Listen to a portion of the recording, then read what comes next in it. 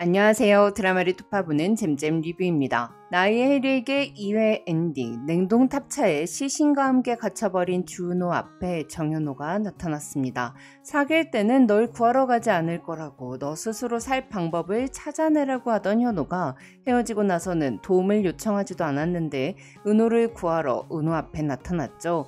은호는 현호에게 난 김희연한테 연락했는데 왜 너가 왔냐고 이유를 물었고 현호의 답을 미처 듣지 못한 채 이해는 끝이 났습니다. 근데 널 사랑하니까, 아직도 널 사랑하니까 이게 답변 아니겠냐고요.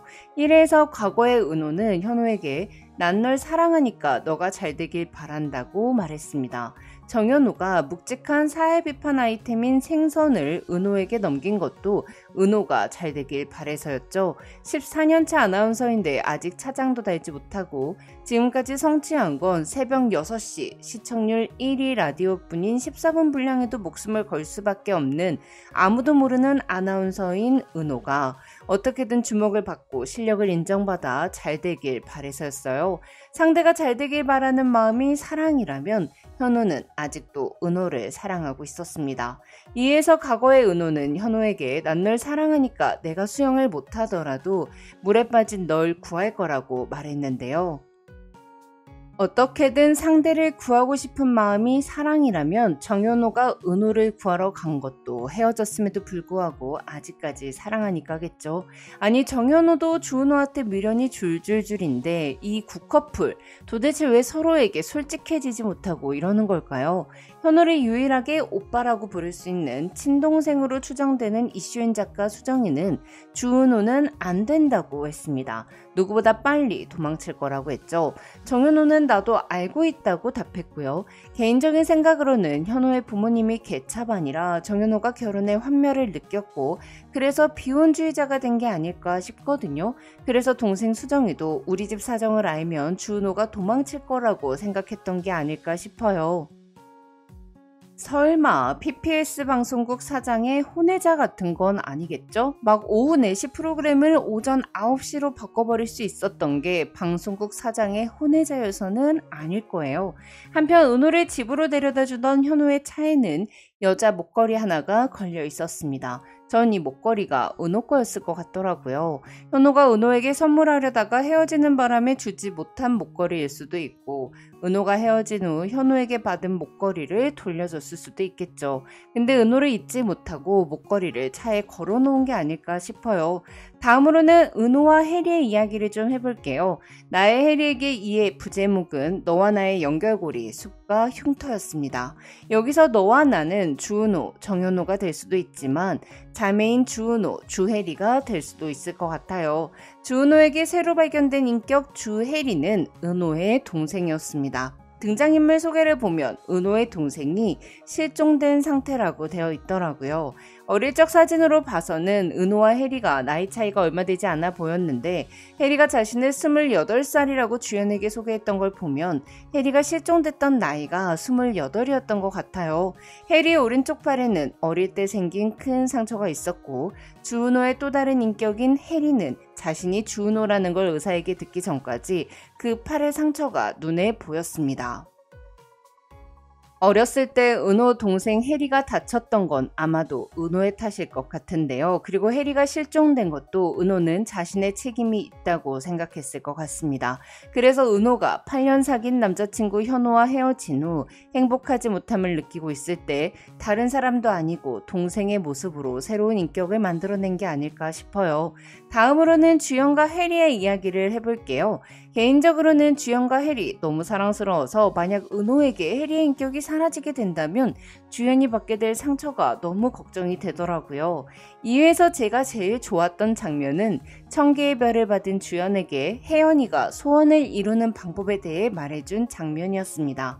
은호에게 키스를 받고 은호의 눈물을 보고 난 주연은 이상하게 화가 났죠. 그리고 그 화를 평소처럼 참지 못하고 혜연에게 소리를 지르고 말았습니다. 이에 혜연은 자신에게 화를 내는 주연에게 화낸 거 너무 잘했다면서 선배의 일상에 균열이 생기길 원한다면 가만히 있지 말고 직접 문을 열고 나가서 다른 세상을 만들었으면 좋겠다고 말했는데요. 저 이 대사가 너무 좋더라고요. 행복하고 싶다면 누가 내게 행복을 가져다 주길 바라고 앉아 있지만 말고 그게 어떤 행동이 됐든 직접 행복을 만들어 나가라는 말. 미디어엔 서울에 이 문이 열리면 다른 세상이 펼쳐집니다가 완전히 주연에게 딱 맞는 내용이더라고요. 근데 문 뒤에 전혀 다른 세상이 있다는 걸 알고 있으면서도 그 문을 열지 못하는 사람들이 엄청 많잖아요. 작가님은 그 문을 열까 말까 고민하지 말고 한번 열어보라고 말씀하고 싶었던 게 아닐까 싶어요. 한편 35살인 강주연은 해리가 첫 키스 상대였습니다. 근데 이게 말이 되는 거예요?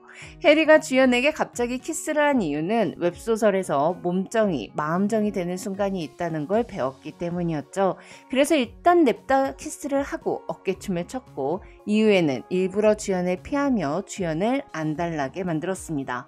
확실히 주연은 계속 해리를 만나기 위해 전전긍긍했으니 안달을 나게 한다는 연애 하수의 치명적인 스킬이 잘 통하긴 한 것 같아요. 해리에게 키스를 당한 주연은 다음날 바로 주차 정산소에서 해리를 찾았습니다. 해리가 주차 정산소에서 일하는 걸 주연이가 어떻게 알고 있나 했더니 주연은 해리가 자신의 주차 자리를 맡아주고 있었다는 것도 다른 사람들을 돕는 사람이라는 것도 다 알고 있었더라고요. 거기다가 정산하러 올 때마다 해리가 숨어 있는 것도 봤었죠. 처음에는 주연이가 해리에게 왜 키스했냐고 막 따져 물을 때 해리의 무례함에 화가 났다고 생각했어요. 근데 주연이의 말을 잘 들어보면 이건 해리에게 고백을 받고 싶었구나 라는 게 느껴지더라고요. 보통은 그렇게 막 키스하는 거 성추행이다 하면서 화를 낼 텐데 저한테 왜 키스를 하셨는지 그 이유가 궁금하다. 혹시 그냥 한 거냐? 그쪽은 혹시 쉬운 사람이냐? 내가 그쪽에게 쉬워 보였냐? 이렇게 물은 건 너나 좋아하냐? 너의 마음이 궁금하다 이거잖아요. 한편 해리는 주연이 지나가는 동료에게 다정하게 인사를 건네면서도 자신에게는 무섭고 차갑게 대하는 것을 보고는 자신이 무례한 행동을 했다는 걸 깨달았습니다. 저 처음에 이 역할에 왜 강훈 배우가 캐스팅된 건지 좀 궁금했었거든요. 근데 강훈 배우가 웃을 때와 웃지 않을 때 이미지의 차이가 꽤 크더라고요. 즉 주연이가 갖고 있는 불친절하지만 내 사람에게는 친절한 그 이미지를 강훈 배우가 너무 딱 알맞게 연기해 주시는 것 같아요. 한편 주연은 해리에게 1000개의 별과 편지를 받은 후 해리가 자신을 좋아해서 키스를 했다는 것을 알았습니다. 주연은 이유도 모른 채 화가 났었는데요. 정확히 말하면 키스를 하고 나서는 기분이 이상했고 해리가 울고 나서부터는 화가 났었죠. 그런데 해리가 키스를 한 이유가 날 좋아해서라는 걸 알게 된 이후에는 화가 나지 않았어요. 서로에게 사과를 한 해리와 주연은 밀당 같은 건 집어치우고 성키스 후 알아보기를 하고 주연의 집에 가서 더 알아보기를 하다가 외박까지 하게 됐는데요. 와 진짜 이 커플의 진도 너무 빠른 거 아니냐고요. 주연의 형 세연은 주연의 육사 졸업식 5년 뒤 사망했습니다. 형은 죽었는데 나는 살아있어서 어머니가 많이 아프시다는 주연의 말을 미루어 짐작해보면 아마 주연과 세연은 같은 사고를 당했고 형 세연이 주연을 구하려고 감싸다가 혼자 죽었을 것 같아요. 이에 주연은 형의 죽음에 죄책감을 갖고 있으면서도 첫째 아들의 죽음 때문에 둘째 아들의 마음까지는 돌보지 못한 엄마에 대한 섭섭함을 갖고 있었겠죠. 그렇기에 해리의 그래도 살아있는 건 좋은 거예요 라는 말이 주연에게 너무나도 위로가 됐을 것 같습니다. 거기다가 해리는 어머니가 바보 같은 거라고 강주연 씨가 살아있음에 대해 어머니가 감사해야 한다고 말했어요. 이 말은 해리가 주연의 어머니에게 하고 싶은 말인가 동시에 은호가 자신에게 한 말일 수도 있겠다는 생각이 들더라고요. 은호의 동생 해리가 어떤 사고 때문에 실종된 거라면 은호는 항상 살아있는 해리를 만나고 싶었을 테니까요. 또 해리의 실종에 은호의 잘못이 있다면 은호는 해리가 실종되고 자기만 살아남은 것에 대해 죄책감을 갖고 있을 수 있겠죠. 그래서 은호는 자기 자신에게 해리의 입을 빌려 그래도 살아있는 건 좋은 거야 라고 말하고 싶었던 게 아닐까요? 한편 오늘 밤 조금 더 같이 있어줄 수 있냐는 주연의 물음에 해리는 오 물론이라고 외쳤고 은호는 주연의 방 주연의 침대에서 잠이 들었습니다. 그런데 일어난 상태가 해리가 아닌 은호였어요. 은호는 해리였을 때의 일을 전혀 기억하지 못하고 있으니 낯선 남자의 집에서 깨어난 게 진짜 얼마나 무서운 상황이겠냐고요. 은호와 주연이 같은 방송국에서 일을 하는 것은 아니지만 동종 업계에 있다 보니 언젠가는 한번 은호인 상태로 마주치게 될 것 같은데요. 그럼 저는 다음 리뷰로 돌아올게요. 지금까지 잼잼 리뷰였습니다. 감사합니다.